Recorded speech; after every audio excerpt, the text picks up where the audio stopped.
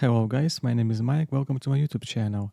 In this video, I'm gonna show you how to move this product description to here because right now it's so messy and I don't know, it just looks like it's a lot of information here.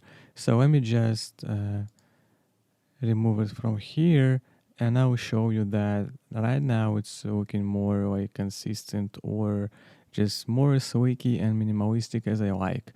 If we will have here like something that will show the complementary products or any upsell block, then with this description it will be so messy and it will have so a bunch of information here. So I just want to show you how to move this product description from that right side to the block that will have a more sleeky way. And just all we need to do is go to add section and add a rich text section.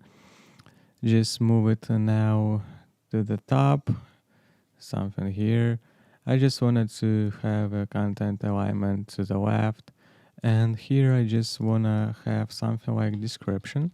If you want to show a product name here, you can make it like so. Just add a dynamic source here and choose a title. So the title is a product title that will display here. So you can make it like so. I'm gonna keep it just consistent and remove the product title.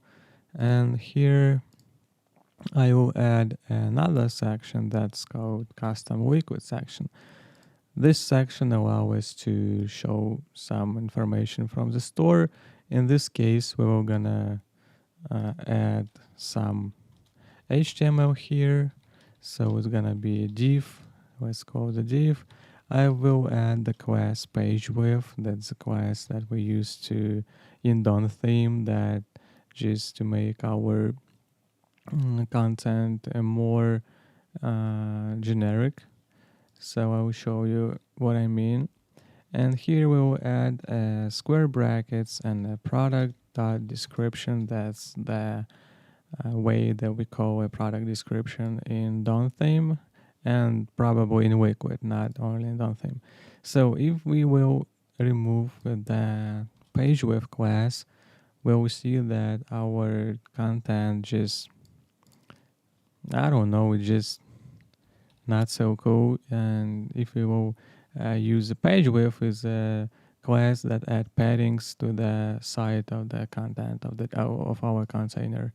So let's save this, and I also removed the bottom padding. That's because we have so much padding here from the bottom, and I think right now it looks more like cooler, and I like how it display right now because we can see that our block here is more slick, and when we scroll, we see another section that I will go to describe in the next video. So don't forget to subscribe.